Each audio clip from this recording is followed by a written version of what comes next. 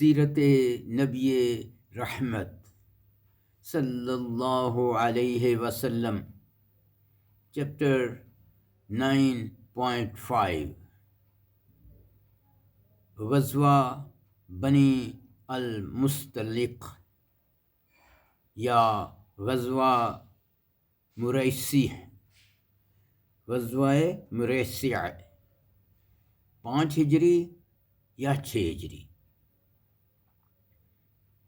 رسول اکرم صلی اللہ علیہ وسلم کو اطلاع ملی کہ بنو المستلق کا سردار حارث بن ابی درار مسلمانوں پر حملہ کرنا چاہتا ہے۔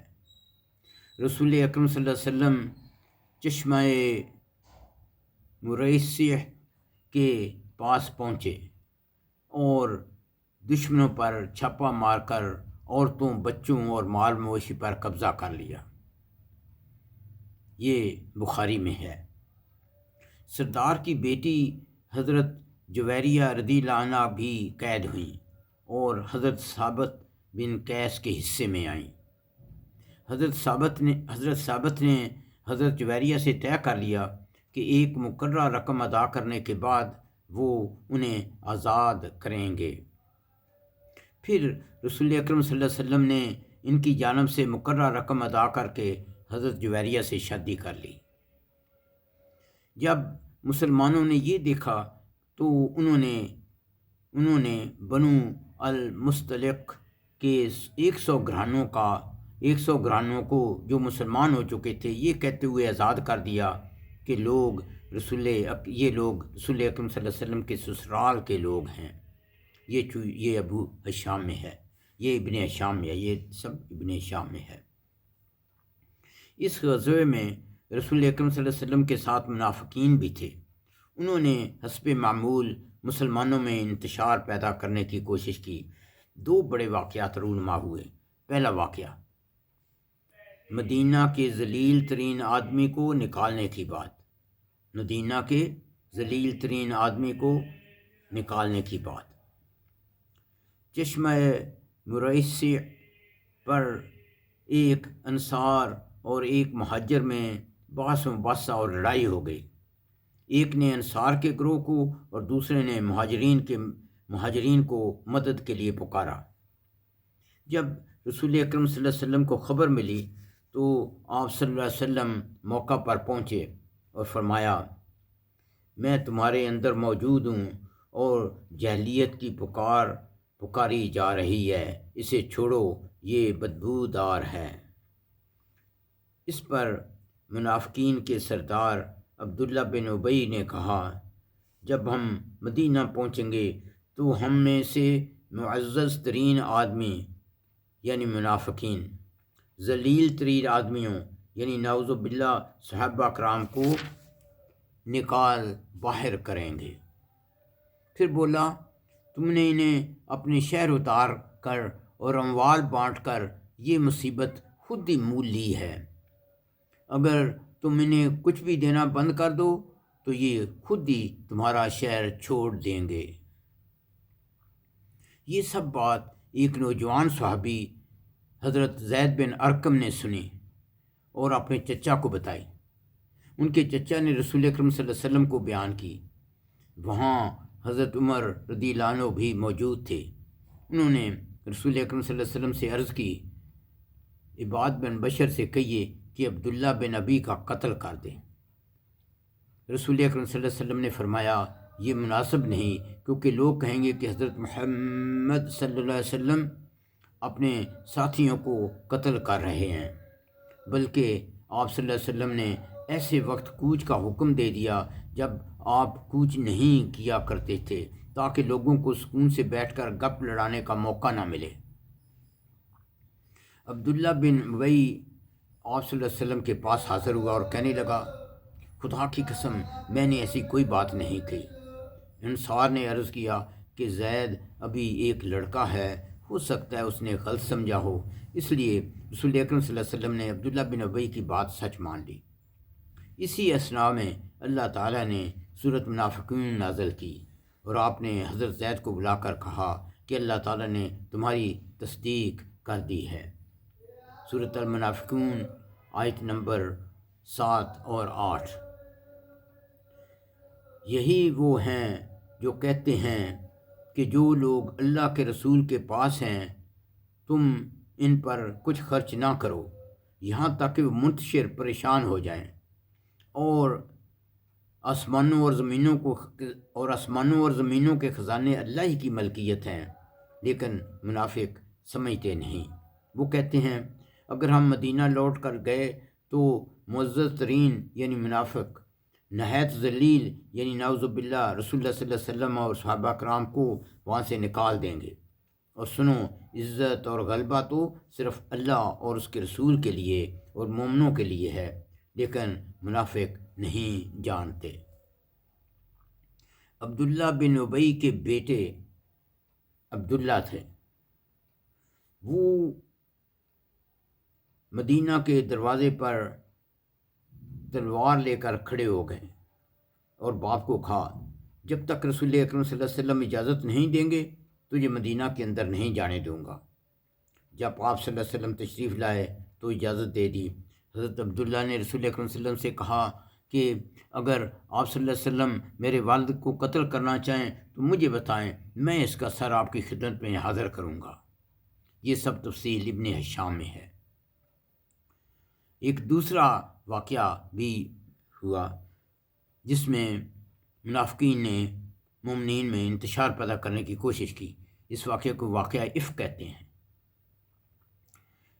غزوہ بنی مستلق میں حضرت عائشہ رضی اللہ عنہ آپ صلی اللہ علیہ وسلم کے ساتھ تھیں۔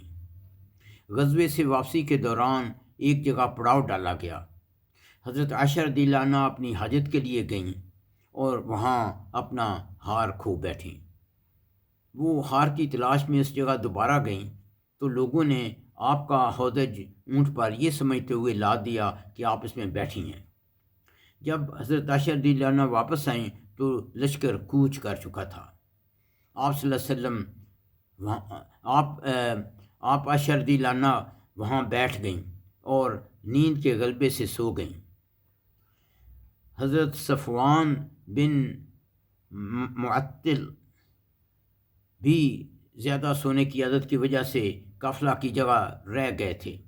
جب آپ نے حضرت عائشہ کو دیکھا تو پہچان لیا، کیونکہ وہ انہیں پردے کا حکم نازل ہونے سے پہلے بھی دیکھ چکے تھے۔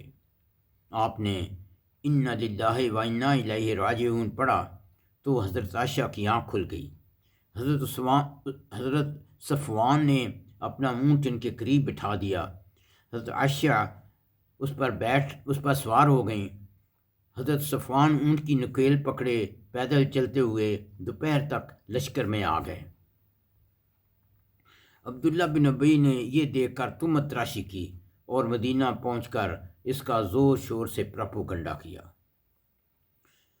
شروع میں رسول اکرم صلی اللہ علیہ وسلم خاموش رہے، پھر حضرت علی اور حضرت اسامہ سے مشورہ کیا کیونکہ وہ گھر کے لوگ تھے۔ حضرت علی نے مشورہ دیا کہ آپ کسی اور سے شادی کر لیں، جبکہ حضرت اسامہ نے مشورہ دیا کہ آپ دشمنوں کی باتوں کی پرواہ نہ کریں۔ بخاری میں ہے سفر سے واپسی کے بعد حضرت عائشہ کی طبیعت خراب ہو گئی اور ساتھ ہی انہوں نے رسول اکرم صلی اللہ علیہ وسلم کے طرز عمل میں پہلے کا لطف و کرم نہ دیکھا۔ اس سے بہت غمگین ہو گئیں۔ ایک روز حضرت عائشہ حضرت مستح کی امراء قضائے حاجت کے لیے باہر گئیں۔ واپسی میں حضرت مستح کا پاؤں ان کی بڑی چادر میں الجھ گیا اور وہ گر پڑیں۔ ان کے منہ سے اپنے بیٹے مستح کے لیے بد دعا نکلی۔ حضرت عائشہ کو تعجب ہوا کیونکہ وہ ان کا بیٹا تھا اور وہ غزوہ بدر میں شریک تھا۔ حضرت عائشہ نے فرمایا یہ بد دعا بری بات ہے۔ اس پر مستح نے حضرت عائشہ کو تہمت کی تفصیل بتائی اور یہ کہ اس کا بیٹا اس میں شریک ہے۔ حضرت عائشہ اور غمگین ہو گئیں اور رسول اکرم صلی اللہ علیہ وسلم سے اپنے والدین کے گھر جانے کی اجازت طلب کی۔ آپ نے اجازت دے دی۔ حضرت عائشہ بیان فرماتی ہیں کہ میں سارا دن اور دوسری رات بھی مسلسل روتی رہی۔ میرے والدین میرے پاس بیٹھے تھے تو رسول اکرم صلی اللہ علیہ وسلم تشریف لائے اور میرے پاس بیٹھ کر فرمایا، اے عائشہ، مجھے تمہارے بارے میں یہ باتیں پہنچی ہیں، اگر تم بری ہو تو ضرور اللہ تعالیٰ تمہیں بری کر دے گا، اور اگر تم سے کوئی لغزش ہوئی ہے تو اللہ سے توبہ استغفار کرو، کیونکہ جب بندہ اپنے گناہ کا اعتراف کر کے توبہ کرتا ہے تو اللہ تعالیٰ اس کی توبہ قبول کر لیتا ہے۔ یہ سن کر میرے آنسو تھم گئے اور میں نے اپنے والد صاحب سے کہا کہ رسول اکرم صلی اللہ علیہ وسلم کی بات کا جواب دیں۔ انہوں نے کہا کہ میں کیا کہہ سکتا ہوں۔ پھر میں نے والدہ صاحبہ سے کہا کہ آپ جواب دیں۔ انہوں نے بھی کہا کہ میں کیا کہہ سکتی ہوں۔ مجبوراً مجھے جواب دینا پڑا۔ میں نے عرض کیا، بخدا مجھے معلوم ہو گیا ہے کہ آپ صلی اللہ علیہ وسلم نے اس بات کو سنا اور سنتے رہے یہاں تک کہ آپ کے دل میں بیٹھ گئی اور آپ نے اس کی عملاً تصدیق کر دی۔ اب اگر میں یہ کہتی ہوں کہ میں اس سے بری ہوں تو جیسا کہ اللہ جانتا ہے کہ در حقیقت میں بری ہوں تو آپ میری تصدیق نہ کریں گے، اور اگر میں ایسے کام کا اعتراف کر لوں جس سے میرا بری ہونا اللہ تعالیٰ جانتا ہے تو آپ صلی اللہ علیہ وسلم میری بات مان لیں گے۔ خدا کی قسم اب میں اپنے اور آپ کے معاملہ کی کوئی مثال بجز اس کے نہیں پاتی جو حضرت یوسف علیہ السلام کے والد حضرت یعقوب علیہ السلام نے اپنے بیٹوں کی غلط بات سن کر فرمائی تھی، فَصَبْرٌ جَمِيلٌ واللہ المستعان علی ما تصفون، سورۃ یوسف آیت نمبر 18۔ میں صبر جمیل اختیار کرتی ہوں اور اللہ سے اس معاملہ میں مدد طلب کرتی ہوں جو آپ بیان کر رہے ہیں۔ میں یہ کہہ کر اپنے بستر پر جا کر لیٹ گئی۔ تھوڑی ہی دیر میں رسول اکرم صلی اللہ علیہ وسلم پر وحی نازل ہوئی۔ وحی کے بعد آپ صلی اللہ علیہ وسلم مسکراتے ہوئے اٹھے اور مجھے کہا، اے عائشہ، خوشخبری سنو، اللہ تعالیٰ نے تمہیں بری کر دیا ہے۔ میری والدہ نے کہا کہ کھڑی ہو جاؤ اور رسول اکرم صلی اللہ علیہ وسلم کے پاس حاضر ہو۔ میں نے کہا، میں اس معاملہ میں صرف اللہ کا احسان مانتی ہوں اور اس کی شکر گزار ہوں کیونکہ اسی نے مجھے بری فرمایا۔ اللہ تعالیٰ نے سورۃ نور میں اس بارے میں 10 آیات کریمہ 11 سے 20 نازل فرمائیں، جن میں اسلامی سوسائٹی کے لیے بہت سبق ہیں۔ نمبر 1، اہل ایمان ایک جان کی طرح ہیں۔ جب حضرت عائشہ پر بہتان لگایا گیا تو تم نے اسے اپنے پر قیاس کرتے ہوئے اس کی تردید کیوں نہ کی؟ نمبر 2، بہتان پر انہوں نے ایک بھی گواہ پیش نہیں کیا، اس کے باوجود تم نے بہتان تراشوں کو جھوٹا نہیں کہا۔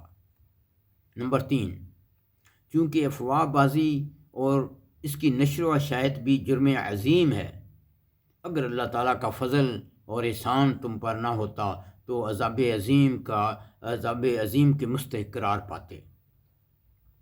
نمبر 4، یہ معاملہ براہ راست حرم رسول اور اس کی عزت و آبرو کا تھا، تم نے اسے ہلکا سمجھا، در حقیقت یہ بہتان عظیم ہے۔ اس لیے امام مالک فرماتے ہیں، جو نام نہاد مسلمان حضرت عائشہ پر بے حیائی کا الزام عائد کرے وہ کافر ہے، کیونکہ وہ اللہ اور قرآن کی تکذیب کرتا ہے۔ نمبر 5، رسول اکرم صلی اللہ علیہ وسلم کو صدمے کے باعث ثواب عظیم ملا۔ رسول اکرم صلی اللہ علیہ وسلم کو صدمے کے باعث ثواب عظیم ملا۔ اللہ تعالیٰ نے اللہ تعالیٰ سے حضرت عائشہ کی برات نے ان کی عظمت اور ان کے خان کا شرف و فضل اور واضح کر دیا۔ سبحان اللہ۔ ربنا تقبل منا انک انت السمیع العلیم وتب علینا انک انت التواب الرحیم۔